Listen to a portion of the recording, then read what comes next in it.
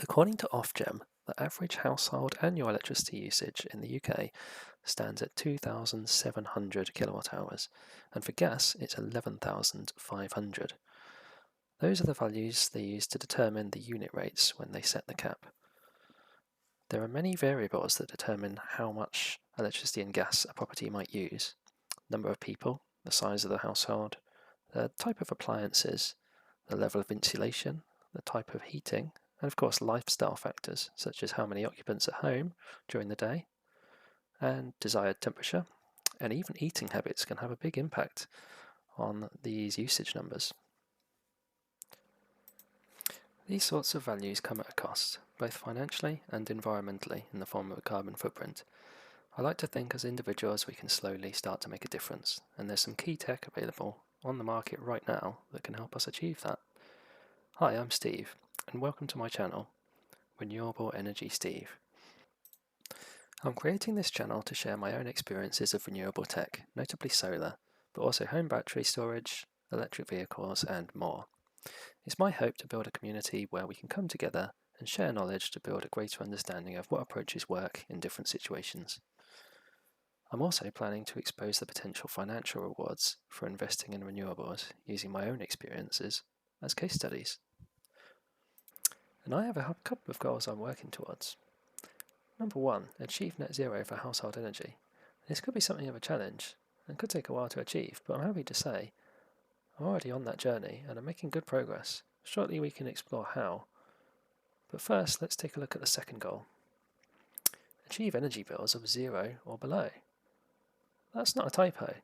In fact, it's likely achievable well before the first goal, with things like smart tariffs coming into play. On the flip side, there's nothing worse than trying to do the right thing and it costing you in the long run. It's important any investments in renewable tech come from a place of understanding of what the financial benefits can be and avoiding any nasty surprises. So let's talk about my situation then. I'm part of a family of 4. I live with my wife and 2 babies. We have recently, in 2023, had the privilege of moving into a new build house.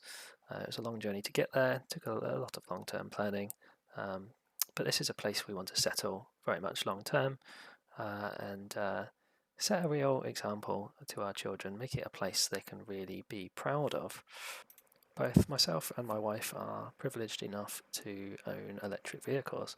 Mine is a Tesla Model 3 long range. I chose it because of its combination of efficiency, range and performance. I typically use it for commuting and the occasional long trip to see family. The longest spell between charges I've ever driven is 355 miles. Typical efficiency is around 5 miles per kilowatt hour in the summer, but can be as low as just above 3 in the winter. It's the early 2020 model, so this one doesn't feature a heat pump, which is why it's a little less efficient in the winter. But overall, I've been very happy with it, and I think I've probably kept this car the longest I ever have any other car. My wife's car is a Kia e-Niro. This is a 2020 model. We like it because it's spacious, efficient, and it was reasonably priced compared to the alternatives back in 2020. It still holds up really well today. It has achieved over 300 miles of range in the summer, and it holds a good 220 in the winter as well, thanks to its heat pump.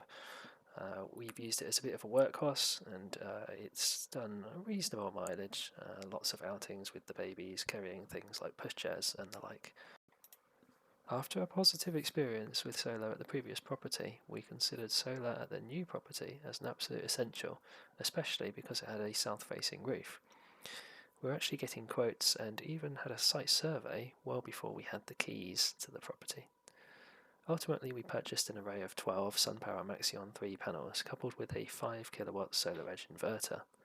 After gaining further knowledge on solar, I learnt how effective it could be on other orientations besides the south, so decided on expanding the capacity further onto the east and west sides of the roof.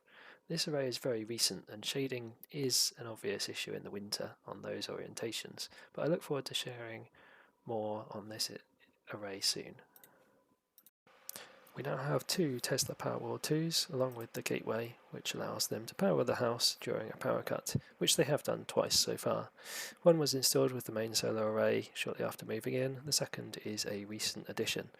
They each have 13.5 kilowatt hours of usable capacity and 5 kilowatts of continuous output, making them ideal for utilising smart tariffs and charging the cars, especially when you consider that both these numbers are doubled when two of them are in situ. When we moved into the property, we weren't able to specify many optional extras, but one thing we were able to get, which we're really thankful we did, was induction hobs. We were keen to stay away from gas where possible, knowing that we've got the solar array coming and the power walls. That made more sense to be powered by electricity. Having said that, a key element of our house is currently powered by gas. We have an Ideal Logic Heat2 H15 compact gas boiler, which feeds the heating and the hot water. That's accompanied by an EvoSil 180 litre hot water cylinder. After collecting over a year's worth of data, so far I'm not impressed with the efficiency of the package and consider it to be a key weakness of the property. So let's go back to those original numbers I started with, the national averages. Where do we stack up using 2024's data? Ours is on the right, with gas in brown and electricity in blue. Let's start by purely looking at usage, without taking solar generation into account. Gas is well below the average for a 4-bedroom house, and is slightly below the average for a medium, mainly due to the superior insulation a new build would have, but is still a sizable quantity. On pure usage, electricity is actually above the medium average, and there's two obvious reasons why that is. Because due to having a battery and the time of day tariff, importing grid electricity can be cheap, in my case 8.5 pence overnight. It can then be exported at a better rate when the grid demand is high, and that's something I take advantage of, making the usage look a little higher. The second reason it might look high is because the usage displayed in this graph covers the mileage of both electric cars. That's about 12,000 miles in total, which, if you assume an average efficiency of 4 miles to the kilowatt hour, that would be around about 3,000 of those 5,530 kilowatts displayed there, which is just over half our usage. Let's leave that in for now, as the goal is to be sustainable. There's no harm in including personal transportation in the equation, though I accept calling that household usage is open for debate. Let's adjust the graph to take the solar generation into account.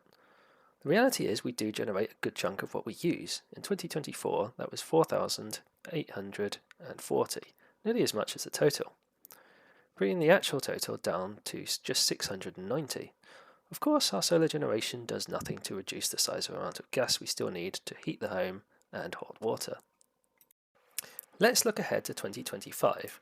Remember that new east and west array I mentioned earlier on in the video? That's forecast to produce an additional 2,920, meaning if those predictions are correct, we could have plenty of excess solar generation to play with.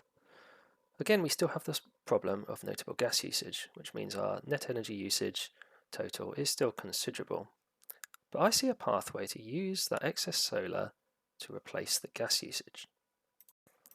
This is where a heat pump could work for us. Using an example of a heat pump with a SCOP of 3.5 or efficiency of 350%, we could replace the gas boiler and power the heating and hot water with electricity. There is nearly enough excess to do just that if the usage stays similar to last year and the solar production on both arrays meets expectations.